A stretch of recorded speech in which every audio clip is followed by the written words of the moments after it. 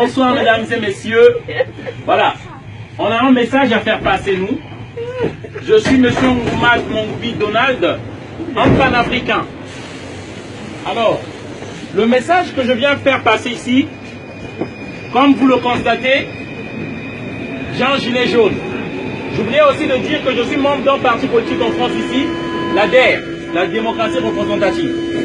Alors, le message que j'aimerais faire passer ici, c'est par rapport au gilet jaune. C'est bien beau, et je comprends que les Français se plaignent qu'il y a trop de taxes. Je peux encore comprendre les taxes, tout ce qu'on nous met là aujourd'hui, c'est comme si on peut pas épargner, on peut plus épargner de l'argent. Tout est taxé.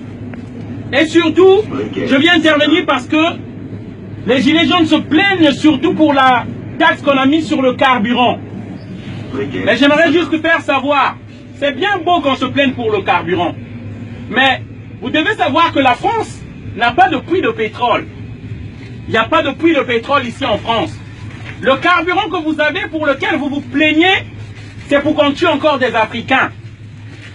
C'est le Gabon qui fournit le carburant qui est en France. C'est le Congo, Brazzaville, d'où je viens. C'est pour ce carburant-là, en 97, Jacques Chirac a donné des armes à un criminel, un psychopathe qu'on appelle Denis Sassou Nguesso, qui a tué des Congolais pour qu'on maintienne ce prix de carburant-là. En fait, le message que je veux faire passer, je ne suis pas contre le peuple français. Nous aimons la France qui nous a accueillis.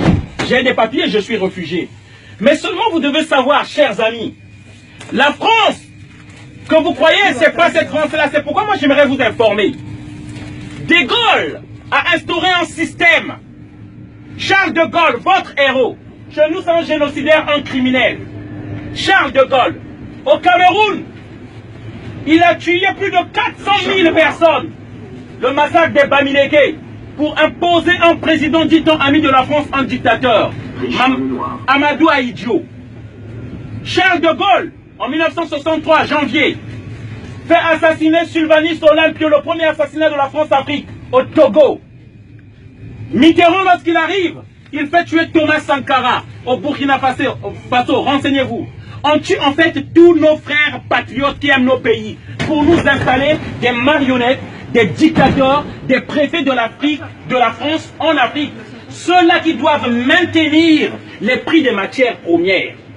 En fait, les contrats qu'on a signés depuis les indépendances, ils veulent que ces contrats-là restent les mêmes, alors que la démographie a fait qu'il y a plus de population dans ces pays-là. Il y a plus de demandes. Et d'où je vous explique l'immigration dans ce pays-là. Pourquoi les gens viennent? Mais c'est parce qu'on maintient ces peuples-là dans la misère. C'est la politique de la France-Afrique. Ça, ces immigrants qui viennent ici, ils viennent chercher leur argent. Ils ne viennent pas pour votre camembert. Et ça, je veux le faire savoir au peuple français. Ces gens-là sont victimes de vos élus. Ces gens-là que vous élisez. Une fois qu'ils ont votre vote, ils font du n'importe quoi à l'Élysée. À l'Élysée existe une cellule secrète qu'on appelle la cellule secrète de la France-Afrique. C'est ceux-là qui organisent les assassinats de nos présidents, qui aiment nos pays, qui veulent créer des emplois afin qu'on reste chez nous. Et tous les présidents qui sont passés en France ont tué un ou deux présidents africains. Et je peux commencer, de Gaulle je vous ai cité. Si je prends les Pompidou, les Valéry Giscard d'Estaing, qui a détruit la Libye, Sarkozy, qui a enlevé Laurent Gbagbo qu'on a déporté à la CPI, Sarkozy et François Hollande. C'est ça qui se passe, que le peuple français ne sait pas. À chaque fois que vous mettez du carburant pour lequel les gilets jaunes sont en train de se plaindre, vous mettez du sang africain dans vos voitures. Lorsque vous prenez le café, en France on ne fabrique pas du café. Le café vient de la Côte d'Ivoire et du Ghana. Et c'est les enfants qu'on voit dans les plantations. Afin que les prix de ces matières premières restent toujours bas.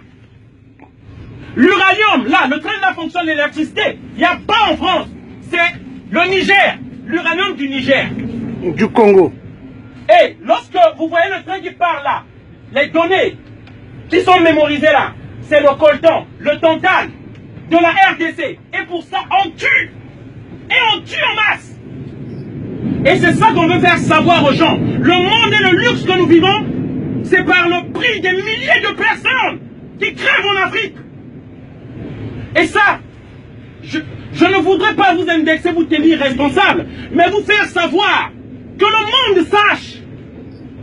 Si moi j'étais en Afrique, je serais tué comme une mouche si j'élevais ma voix. Comment tuer mes frères là-bas? Et c'est pourquoi je profite de cette occasion pour vous informer, afin que vous sachiez. On paye de notre sang pour ce luxe que vous vivez là.